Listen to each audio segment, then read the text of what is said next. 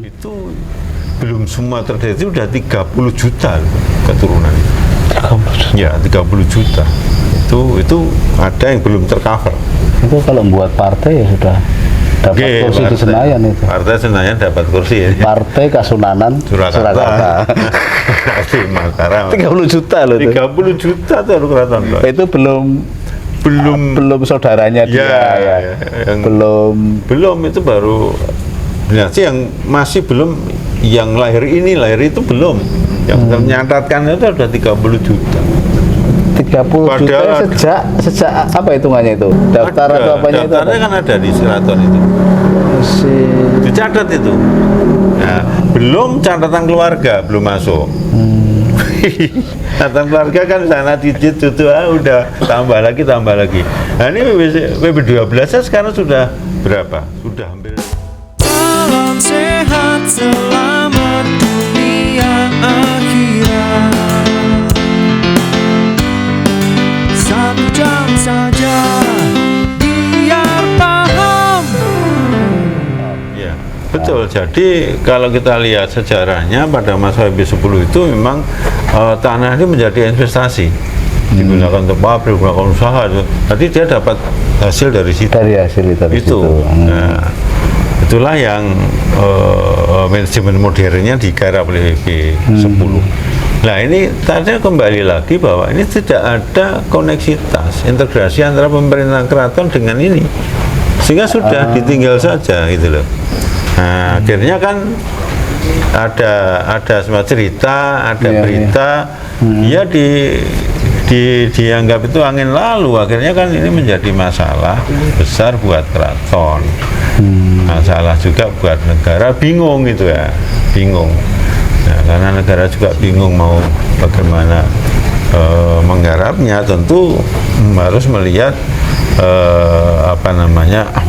sejarah yang ada, sehingga dalam yang tadi oleh Soekarno sudah, terus tahun 86 malah benar ada Kepres 23 oleh Soeharto kan, tanah dan bangunan milik keraton misalnya digunakan oleh keraton. Nah, ini kan kalau kita bisa menunjukkan ya harus kerjasama tuh. Itu kan Kepres 23 itu berbunyi gitu. Kepres masih berlaku sampai sekarang ya? Ya mestinya ya Kepres yang merubah siapa? Presiden loh ini. Iya. Kepres itu presiden. Kalau itu tidak berlaku tentu diundangkan. Perjanjian antara Soekarno dengan penetapan Soekarno dengan PB12 juga ini perlu dibuka kembali. Bahasanya itu menghormati para pendahulu bangsa. Maksudnya gitu loh. Kalau nanti pun digarap, ya piye penake no zaman kelakuan ini piye supaya kita sinkronisasinya bagaimana, maksudnya gitu aja. Mungkin keraton juga nggak mau ngepek ya. Artinya bisa dikerjasamakan supaya untuk ya ini pemeliharaan, saya dengar malah ceritanya memang itu harus membayar ganti rugi kepada dinasti, harus ada. Jadi itu harus memang harus dilakukan. Nah, itu dirembuk ulang maksud saya. Piye wenake. Itu loh, saiki sudah kayak gini, sudah kayak begini, kita rembuk ulang. Nah, bisa kita rembukan supaya nanti semua tercover ya, sehingga tidak ada yang didiskriminasikan, maksudnya gitu lah. Satu contoh kasus misalkan Pasar Klewer, itu kan milik keraton ya? Iya, jelas gitu. Jelas milik keraton. Nah, keraton dapat apa kontribusinya? Saya sampai sekarang ini belum tahu. Memang saya dulu pernah usul itu. Iya. Pernah usul. Nah, usul pada waktu tahun berapa ya? Saya pas di Sitinggil itu. Itu masa PB12 masih. Itu dengan DPR, dengan birokrasi, pemerintah eksekutif ya, legislatif, dengan keraton. Terus saya pernah usul, sudah saya Klewer tok WC. Itu minta 0,1% masuk ke bank. Bang, nanti kalau kita mau minta tanggung lapor atau tanggung bebas suket, saya pakai proposal. Ya tidak pernah terrealisir itu juga. Tidak terrealisir, maka sampai Klewer dibangun megah kayak gitu. Ya keren yang ceritanya itu ceritanya gimana. Katanya pabrik gula itu juga ada keraton itu ya? Iya, ada catatannya, ada semua.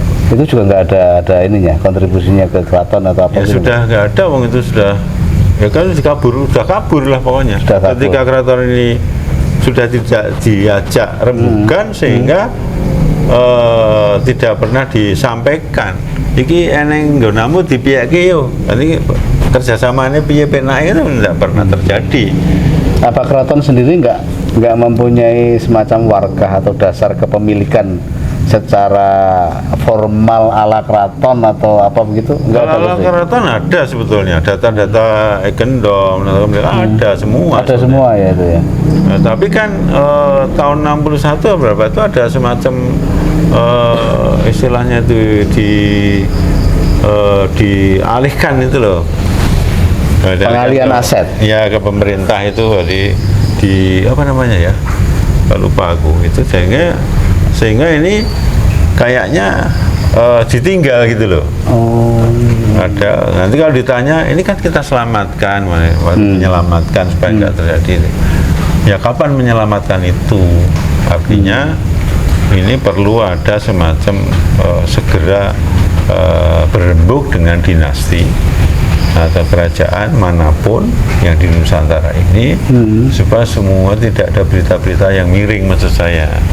Supaya semuanya aman, tentram, ya dah. Wong sudah ada kesepakatan. Jadi saya sebetulnya moto saya adalah saya tuh ingin mengawinkan kembali keraton ini dengan republik karena dari itu tadi dari klausa penetapan Soekarno dan maklumat TV 12 ini klop tak kawin kene ayo nek kecekel ngono penake piye. Nah terus nanti dibahas bagaimana ke depan gitu. Sebetulnya gitu. Padahal sekarang itu di perpustakaan atau di apa itu di arsipnya keraton itu ada semua juga ya. Dasar-dasar itu ya. Jadi ada beberapa catatan juga, cuman kebanyakan sastra ya. Tapi ada serpian-serpian tentang catatan tentang kewilayahan ya, semacam perjanjian dan segala masa lalu. Tapi sehingga ini saya pernah putra putri itu dipersilahkan oleh B12 membaca dokumen perjanjian leluhur. Artinya masa Belanda itu masa B2 sampai itu kita baca. Ternyata di situ ada perjanjian. Dan itu resmi perjanjian saja dengan dalam bidang tertentu. Dia ada tempat sana digarap nanti hasilnya gini gitu. Berapa tahun ya. Tapi ada yang cacat hukum, ada yang selama-lamanya lah aneh nih. Saya membaca lucu loh perjanjian selama-lamanya. Biasanya kan 25 tahun ada itu yang begitu ada. Cuma ada yang selama-lamanya. Ini kan saya membaca perjanjian itu berarti saya bisa menegaskan di sini bahwa sebetulnya memang ada sebuah kerjasama. Kalau bahasa modernnya bilateral, multilateral gitu. Nah, jadi kerjasama dalam dan luar gitu. Ya, apa saja gitu. Makanya kalau ini dulu bisa begitu, mengapa ini tidak bisa gitu loh. Harusnya ada daur ulang berdasarkan catatan yang ada, ada penetapan yang ada, kita cari itu ketemu kok, satelitnya jelas kok kalau kita. Apa mungkin keengganan pemerintah atau dalam hal ini ya pemerintah ya, ini karena keraton sendiri kan kemarin ya sempat bergejolak begitu lah, nggak jelas siapa yang mau saya bantu begitu kan, atau nanti bantuannya malah muspro dan sebagainya, atau mungkin karena itu Gus. Salah satunya itu, jadi salah satunya itu. Tapi semasa B12 juga tipis kok, untuk all out keraton juga tipis. Tipis. Jadi ini kalau saya tahu loh tipis.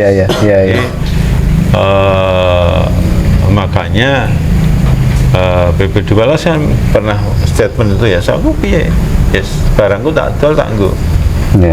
Ngeragati kebutuhan keraton kan gitu. Pernah lihat itu. Ini kan sudah kebablasan, jadi saya juga nangis dalam hati kok sampai begitu, dan beliau akhir mau hayatnya baru keluar itu. Ya, jujur beliau mengatakan ya piye, tak dinda, bahasa Jawa ya tak Saya nganggo sing krema pokoknya bisa tinggal nyelamat ke keraton. Nah, upacara sing ngragati sapa? Siapa ya, ada hutan, ada ini, ada berkembang kan belum. Tidak ada biaya yang keluar. Kalau dulu kan itu ada dari pajak, dari ini, dari itu. Nah, ini harus memang gede itu biayanya keraton ini. Tapi kalau ini dipikirkan bareng-bareng, saya kira akan menjadi ringan. Ringan supaya terminit bagus, schedule waktunya jelas, ya, acaranya jelas, ya, kebutuhannya juga jelas, tidak mungkin overlapping itu, tidak mungkin. Saya tahu persis itu. Artinya untuk menghidupkan atau melestarikan budaya atau keraton sendiri kan butuh ritual, butuh acara budaya, butuh ini dan sebagainya, kan butuh pembiayaan semuanya kan? Iya, setiap hari itu ada kegiatan, ya, ritual ada. Sehingga kenapa sekarang itu jarang ada kegiatan? Karena ya nggak ada duit itu ya. Satu itu ya karena juga ahli-ahlinya juga mulai luntur itu ya. Kebetulan saya kan dididik ke sana pada waktu LPP 12, saya juga sinau dengan adat-adat. Jadi saya dari sekian 100% itu 75 menguasai saya. Bagaimana keraton ini sebenarnya. Jenengan itu berberapa? Putra PB12 itu berapa dari orang? Semua putra PB12 36, 37 kalau yang situ 2 kalau.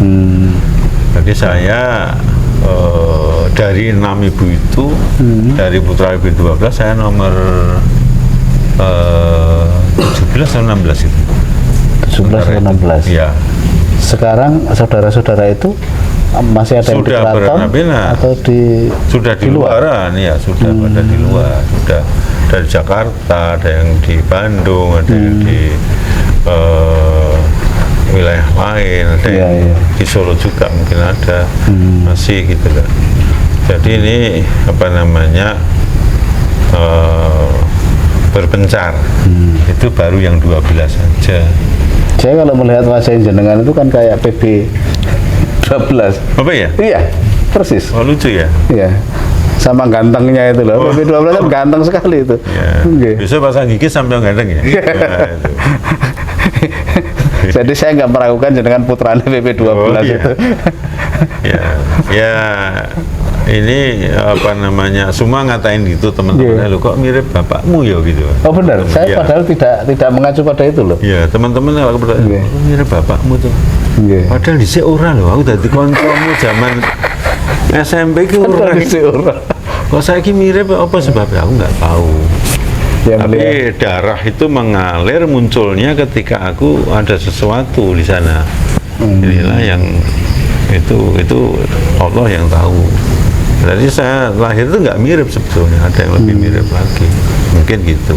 Nggak berarti cara nanti bersinergi dengan pemerintah untuk berkomunikasi dengan pemerintah ini kan harus diselesaikan dulu. Apa namanya keraton ini. Tapi katanya kemarin sudah selesai, Gusti. Sebetulnya ada indikasi begitu, tapi ya belum sempurna lah. Tinggal penyempurnaan. Makanya saya ya ingin nanti membantulah penyempurnaan dengan apa namanya, berjuang seperti ngomong gini ini kan kalau didengar kan segera bagaimana konsolidasinya begitu. Jenengan adiknya Rojo Raja sekarang, artinya pasti kan didengar. Ya mudah-mudahan itu. Mudah-mudahan. Saya tuh tadi saya katakan moto saya ingin itu mengawinkan sehingga nanti semua akan job description-nya jelas. Miturut aturan keraton jelas, nah, miturut kesepakatan dengan pemerintah kerjanya jelas, sehingga cost-nya juga akan jelas, sehingga semua upacara jelas, cost pribadinya jelas, sehingga ini menjadi semangat kembali. Biarpun udah tua ya nanti tinggal untuk regenerasi itu tinggal kita melatih mereka. Itu dan tidak semua tahu tentang keraton. Ini perlu nanti segera ini dipercepat itu sehingga kita bisa mendidik generasi berikutnya. Kira-kira apa yang pengen jenengan aturkan atau ngendikake ke PP13? Ya saya sudah. Oh, sudah. Sudah, sering saya matur di YouTube saya ya supaya segera menormalisasi keraton. Nah, normalisasi ini tidak bisa sendiri, tentu ada kerabatnya, ada putra putri dalam yang terdekat sekarang ini bisa juga pihak ketiga tentu yang tadi ada perjanjian soal pemerintah juga ikut mendukung ini, sehingga wakil rakyat mungkin juga saya harap juga bisa ikut mendorong kepada eksekutif untuk segera berbuat yang sebaik mungkin. Nah, jadi ini kan jelas kan sudah bergabung dan mendukung, berarti ini bagaimana antara eksekutif dan legislatif ini berjalan seiring dengan keraton, sehingga supaya ini tidak bahasanya tidak hanya Gusi Pugerto atau keraton tidak, ini didukung secara keseluruhan dari sebuah kesepakatan Soekarno dengan B12, sehingga dari situlah kita dapat sebuah percepatan untuk menormalisasi keraton dalam tanda kutip plus dinasti ini akan terintegrasi kembali. Terakhir yang dicatat tahun 2006 itu belum semua terdiri, sudah 30 juta keturunan. Ya, 30 juta. Itu ada yang belum tercover. Itu kalau membuat partai ya sudah dapat kursi di Senayan itu. Partai Senayan dapat kursi ya. Partai Kasunanan Surakarta. Di Mataram. 30 juta loh itu. 30 juta tuh keraton. Itu belum saudaranya dia ya. Belum itu baru dinasti yang masih belum, yang lahir itu belum. Yang ternyatakan itu sudah 30 juta. 30 juta sejak apa hitungannya itu? Ya sejak PP2 Makurat dan segala itu sampai itu. Oh, sejak PP2 pemindahan keraton ke Solo ya. 30 juta sudah. Yang mencatatkan itu sudah. Itu ada ininya, daftar atau apanya itu? Daftarnya kan ada di keraton itu. Dicatat itu. Nah, belum catatan keluarga belum masuk. Catatan keluarga kan sana cicit itu udah tambah lagi. Nah ini PP12 sekarang sudah berapa? Sudah hampir 120-an lebih. Partai Kasunanan Surakarta ketua umum Gusti Puger, sekjennya siapa begitulah.